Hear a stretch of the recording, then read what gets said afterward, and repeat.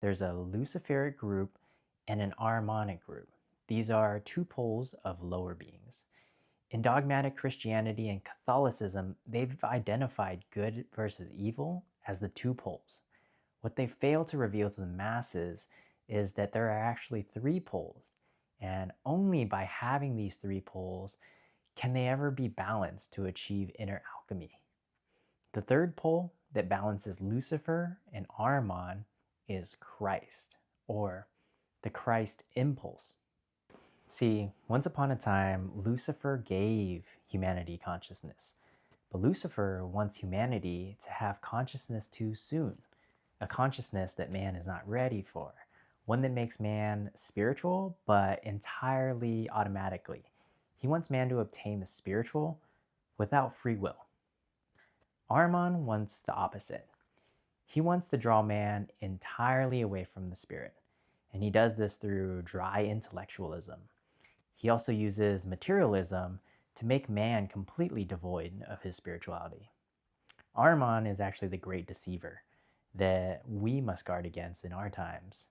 While Lucifer has already incarnated 3,000 years ago, Ahriman is set to incarnate sometime in the third millennium, which was the year 2000. And the only way that we can balance these two poles of negative influence is by the Christ impulse. The importance of the mystery of Christ and the crucifixion cannot be stressed enough. Christ had died and been reborn again of the earth. He transcended death, death of the physical body, and by doing so, he permeated the earth's etheric body. By the spilling of blood during the crucifixion, he literally made a connection with the earth's body. So now through that connection, we can connect with him, though not directly. We can connect with Christ in the etheric through an archangel named Michael.